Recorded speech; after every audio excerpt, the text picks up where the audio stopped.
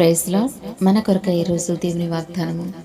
నాకు మరుగు చోటు నా కేడము నీవే, నేను నీ వాక్యము మీద ఆశ పెట్టుకుని ఉన్నాను. కీర్తనల గ్రంథము 119వ కీర్తన 114వ చరణము. ప్రభునందు ప్రియమైన దేవుని బిడ్డలారా, ఎవరైతే దేవుని ఆశ్రయించి దేవుని వాక్యము మీద ఆశ పెట్టుకుని ఆ రీతిగా జీవిస్తారో వారిని అందరినీ ఆయన ఆశ్రయదుర్గమై వారిని కాపాడును. కానీ చాలామంది దేవుని యొక్క స్వస్థత కొరకు, ఆపదలు రాకుండా ఉండుట కొరకు, మేలుల కొరకు ఆయనను ఆశ్రయించి ప్రార్థించేవారుగా ఉంటూ ఉన్నారు.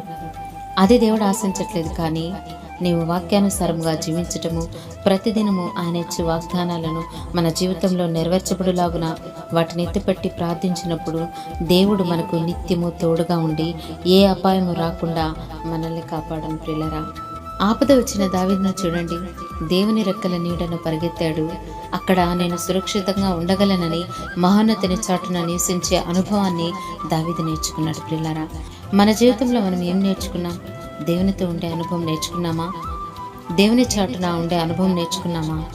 ప్రియులారా, ఏదైనా కష్టం వచ్చినప్పుడు ఆ సమయంలో విన్న వాక్యము లేదా వాగ్దానము ఎంతో శ్రద్ధగా వింటారు.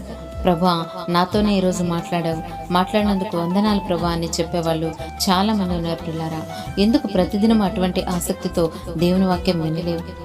అలా వినగలిగితే కష్టాలు రావు కదా. వినటం లేదు గనకనే మన జీవితంలో కష్టాలు, నష్టాలు. ఈరోజు నాతో మాట్లాడు ప్రభా అని శ్రద్ధగా ఎదురు చూస్తాం. అంటే మన అవసరతల్లోనే, మన ఆపద సమయంలోనే దేవుని కొరకు ఎదురు చూడకూడదు. పిల్లరా, ఆపద మొక్కుల భక్తి ఏమాత్రము ప్రయోజనకరము కాదు. కానీ మన జీవిత కాలమంతా యేసును ప్రభువుగా, రక్షకునిగా ఎంచుకోవాలని భక్తుడు అంటున్నట్లుగా నీ వాక్యము పట్ల నేను ఆశ పెట్టుకుని ఉన్నానని విశ్వాసము గల వ్యక్తులుగా మనము జీవిద్దాం. పిల్లరా, తన యందు భయభక్తులు గల వారి పట్ల తన కాపుదల ఎలా ఉంటుందో మనకు మాదిరి చూపించాడు. పిల్లరా, దేవుడు మనకు మాట ఇచ్చాడు. తన ఆజ్ఞల ప్రకారం జీవించిన వారికి తన కాపుదల దయచేసి ఏ అపాయము కలగకుండా కాపాడుతాను అని. కనుక ఆయన ఇచ్చిన మాట పైన ఆశ పెట్టుకుని దేవుడిచ్చిన వాక్యానుసారముగా నిందారహితులుగా జీవించి ఆయన రక్షణకు పాత్రలమవుతాము.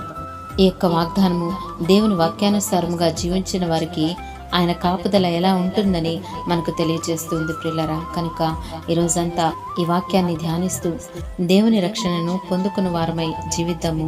దేవుని ఆత్మ మనకు తోడుగా ఉండి ఆయన వాక్యానుసారంగా జీవింపచేసి ఆయన రక్షణకు పాత్రలుగా మనల్ని చేయునుగాక.